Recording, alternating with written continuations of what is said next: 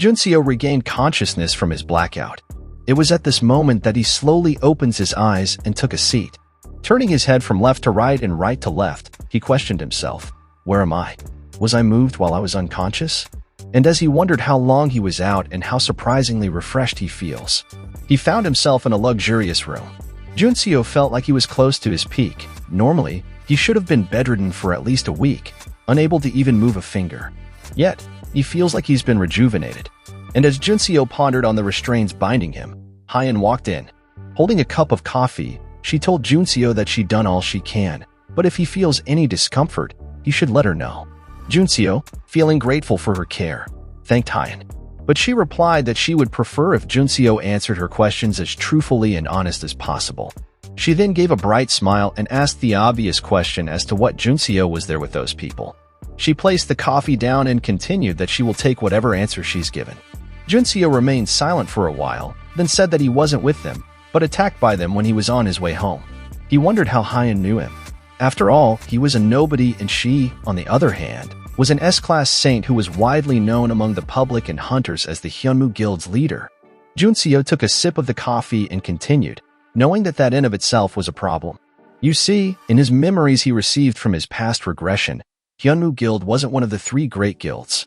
In fact, the concept of the three great guilds itself was a bit lost in my previous life.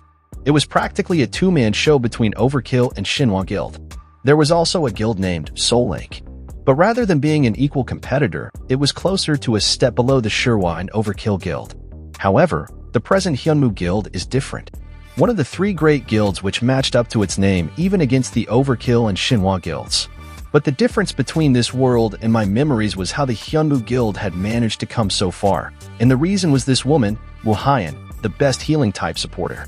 She made miraculous progress from C-Rank to S-Rank. But in his previous life, Wyen was far from being the guild leader. Rather, she was merely a supporter who stopped after reaching B-Rank. Junio didn't know her personally, but knew she wasn't weak, and also had an air of gentleness to her. One thing he is sure of was that Wyen definitely didn't have this razor edge she has to herself right now. He's not sure why her personality and abilities ended up changing that much, but there's no doubt this change primarily benefited Wyen. In that sense, Junio suspects Wyen of being in league with the hero hunters, and she actually knew and rescued him and stood up against those guys. Wyen then asked Junio if he was acquainted with the Executor. Hearing this, Junio replied that he will answer that question when Wyen answers his. He continued that Wyen knew the Executor very well, and seeing that she didn't report him to the association, and is restricting and interrogating him at her place personally. It seems that she plans on tracking the Executor down herself. So why is she doing it? Wyen just smiled at the turn of events. She found it amusing that she was being questioned by the person whom she saved. Junio raised his restrained hands and said he wasn't stupid. After all, he couldn't use magic since he's tied up. And there is no telling when Wyen might kill him. Yet she believes she's the one being questioned? Hearing this, Wyen got a little offended that Junio thinks she intends to harm him.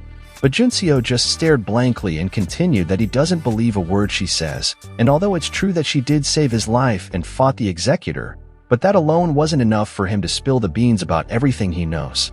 After all, she saw it with her own two eyes, didn't she? It could be that the Executor's comrades step in when they felt things were not going as planned, and decided to end him to save face, rescuing me in the process in order to gain my trust. Or maybe this whole thing was set up from the start to abandon the Executor, so you could get information from me. You somehow managed to get through the barrier that the Executor said no one could go through in the first place. If you indeed know about the Executor, you'd know that my suspicions aren't merely paranoia. Basically, if you don't want to get superficial answers, prove to me that you have no connection to those guys. Hearing all this, Wyen calmed down. Although she was disappointed to be considered as an associate of the Executor, she agreed to ease Junio's suspicion of her. Wyen started by saying that she had a younger sibling. Her name was Woo-ji-yeon. Unlike herself, she was extremely talented and capable. Junio was a bit puzzled when he heard this. In his previous life, Woo-ji-yeon was player named as the Fire Lotus, a hero known throughout the country. Wyen proceeds that countless guilds tried to covet her sister's talent and offered for her to join them. But she refused all of their offers. Wyen believed that she was a burden since her sister always wanted to be with her. 2 years ago, Ji-yeon came back home one day. all excited about the prospect of them starting their own guild if everything she planned goes well for them. Jiyeon claimed they were lucky to win a gate bid, and as she pushed the papers towards Wyen, they didn't know it was a trap that ended up taking the lives of everyone that entered the gate with them. The winning bid must have been forgery, because it was an unidentified gate, wasn't it? Junio asked. Shocked that Junio knew this, Wyen continued that it wasn't just an unidentified dungeon, but also a high risk at that. If it was merely a dungeon, then her sister could have gotten out. Anyway, the executor showed up and chased them to a cliff after killing all their party members. The executor swung his sword, and unfortunately, she was hit directly over the cliff. That was the last time she saw her sister alive. And for some reason she couldn't explain, she survived the fall, and when she managed to return back at the cliff, she found her sister's body, lying on the cliff, unconscious and lifeless. After that day, Wyen promised to get stronger by any means. She desperately honed her abilities as a saint and joined the Hyunmu Guild, and gradually rose up to become the guild leader. At the time of her sister's death, her abilities couldn't be more pathetic than that of a D-rank. However, on the brink of death, something awakened inside her, and thanks to that she survived. No matter the wound or even medical death, as long as it's not too late, her healing skill could bring her back to life. It gave her status and wealth beyond her wildest dreams. But it also didn't get her any closer to what she wanted to accomplish, which was killing the executor with her own hands and the identity of the organization behind it all, aiding him. Hearing this, Junio thought of how Wyen's situation was similar to his. The helpless feeling of not being able to help your comrades other than watching them die. He decided to narrate what happened to him as well, and after a long night, Junio thanked Wyen again for saving him and also apologized for his ungrateful behavior earlier. Wyen assured him that it was all right. After hearing his story, she can understand why he did that. And if the situation was reversed, she would have done the same. She proceeds to ask if Junio would like to join her guild. Although it seems a bit rushed, they will be on a somewhat equal footing, and she believes that they can be friends and comrades who could easily work together. At that moment, out of nowhere, Tian walked in, shouting on top of his lungs that he wouldn't let that happen no matter what. As he enters the room, it became apparent that Tian rushed there on foot. Junio was a bit taken aback by Tian's exhausted state, and as he struggles to talk smoothly, Wyen cut him off when he referred to her as his sister. Hearing this, Junio turned to Wyen with a look of surprise. Wyen immediately knew that look, and replied that she and Tian trained at the same institute. They were assigned to the same group, so she had a lot of help from him. You see, those who first awakened in the very beginning received a basic compulsory education before they became hunters. And for each quarter was one class. In a year, there were a total of 4 classes of new awakeners that had entered the training program. They learned the basics on how to use their abilities, manage mana, and the laws that all awakened need to know. Wyen and Tian didn't see each other much after their training at the institution, but after Wyen joined Hyunmu Guild, they've been seeing each other from time to time. Plus, the Overkill and Hyunmu Guild have had cooperative relationship for a long time. However, upon hearing the executor was seen during the latest incident, it became obvious to Wyen that he was aiming for the survivors. Wyen investigated the whereabouts of Moon Dojin, but when she realized that the Overkill Guild had their eye on Junio, her focus shifted solely on him. She contacted Tian and inquired about him, but Tian denied of never knowing Junio, which cemented her suspicion. And as way to bait Tian, Wyen told him preemptively of having Junio out of the blue. Seeing Tian rush down here almost immediately was quite interesting.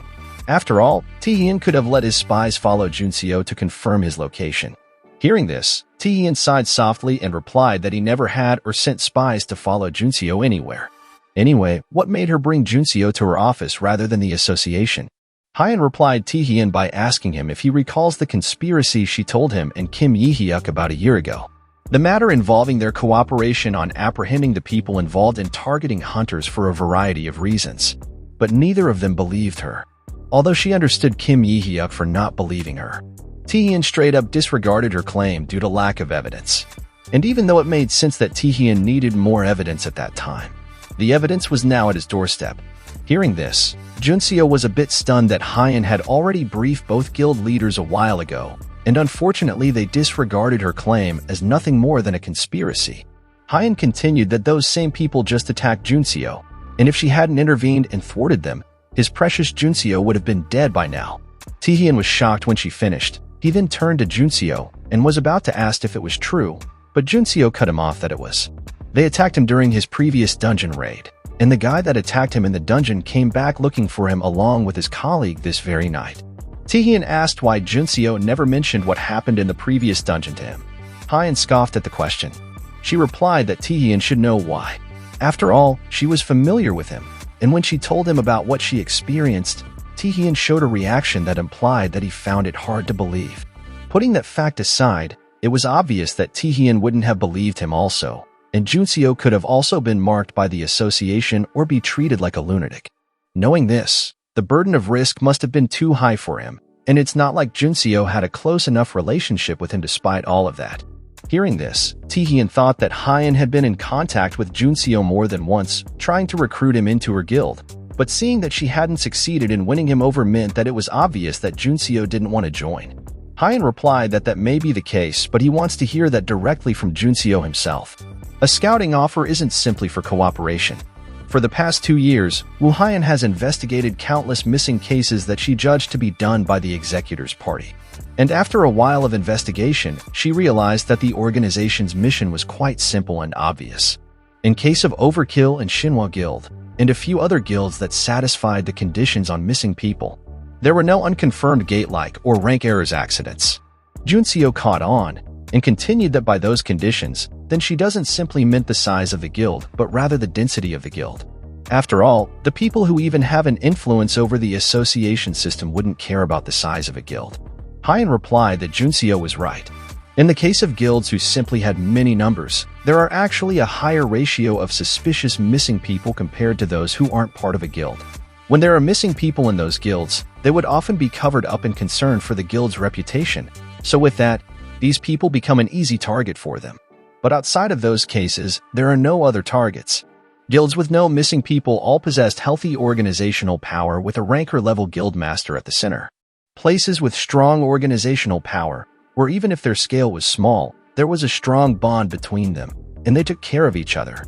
Places like these would not just pass over the suspicious disappearances because of their fellow guild members. Hyen proceeds to say that even though she is quite openly tracking them, she gets the feeling that they've been avoiding her because she falls under the sign of Hyunmu. And as for Kim Yi-hyuk, although his personality is irritating, he is known for taking good care of his people. With that, he was able to lead Shinhwa Guild unbothered at the moment. It is obvious that these people are avoiding a large guild with unity among them. Although, she doubts that they will continue to hide in the shadows forever and not openly attack these guilds. It's more like they have been saved for last on the list. So knowing this, these guilds are assured of their safety for the time being. Tian cut in, agreeing with Hyen. With everything being said, Junio needs to pick a guild, and it doesn't necessarily have to be Hyunmu Guild. Tian continued that Junio's safety will be paramount if he joins his guild. Seeing Tian's unusual behavior, Hyen was quite surprised. To put things bluntly, Junio never told him about the executor, right? So if he were to enter his guild, how is he going to explain to his guild members? Is he going to openly declare war with a dangerous secret organization simply because there is a D-rank supporter he wants so much? It's not that Tian doesn't have the ability or resources to take action, but rather to take this decision so impulsively without considering his guild's members' point of contention with it. Junio thanked them for the recruitment offer after hearing them out. However, he would like to make it absolutely clear that he has no intention of joining any guild. Hyen, shocked and genuinely curious, asked why.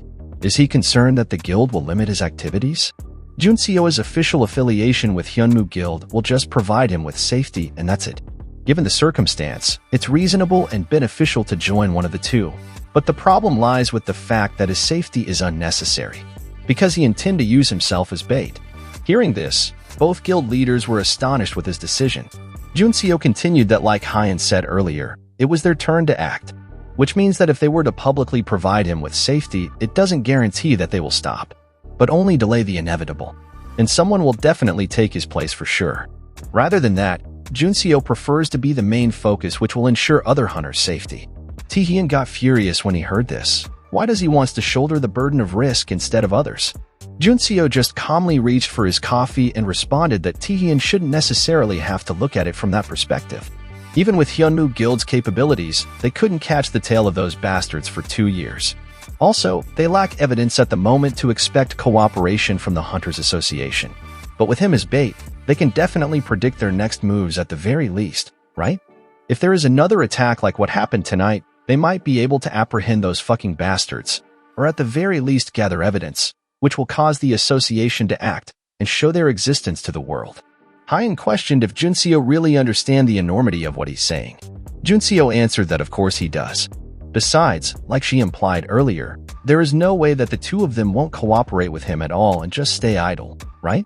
They don't know when they will come, but he truly believes that the two of them will come running when he calls them. Wyen stared at Junio and thought that Junio had intended to lead this fight from the very beginning. She doesn't know about Tian, but Junio knew that with her dedication to finding the people responsible for her sister's death, she wouldn't refuse this opportunity.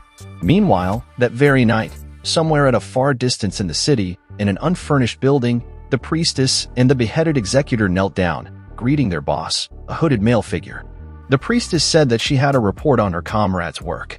This hooded boss asked if the maker, Junio, was the reason why the executor was headless. The priestess, still on her knees, replied that that wasn't the reason. Although, the maker's abilities were greater than they expected, and Wyen trespassed and helped him. After that, the executor was unable to be used as required. Because she judged that there was the possibility of information being leaked, she arbitrarily disposed of him by relieving him of his head. Satisfied with the explanation, her boss said that considering the executor's uncooperative and impulsive behavior, she was right to groom and use him instead. Pleased with the compliment, the priestess smiled that her judgment was the right call. He continued that he will assign her another person called Hermit. She should use him to fill up the space of the executor. And it's neither that the priestess alone isn't capable nor does he not trust her abilities, but it's because hunting is that important of a task, so he wants it done with an enormous degree of certainty and without any flaws. Knowing this, he trusts and asked this of her. The priestess was surprised hearing this. She assured him she will do her best. He then asked that apart from the Hyunmu Guildmaster's trespassing, was there any special features the maker had? Because, from what he knows, the executor only approached those he was interested in. Hearing this, the priestess replied that unlike the info the association had of him, he is not an average maker. The quality and proficiency of his weapon materialization were both at least A rank. With that, he was able to press the executor into a corner with a considerable effort. So you're saying that when considering the fundamental difference in the supporter and fighting classes, the maker was at least 2 steps ahead of the executor in experience and reading moves? Yes, and with a nervous expression, the priestess continued that although it was for a brief moment, the maker was able to use corrupted mana. And it was also quite different from the methods of usage of corrupted mana she knows. Hearing this, her boss turned around and faced her with an unwavering demeanor and demanded that the priestess narrate, without leaving a single detail, everything that happened.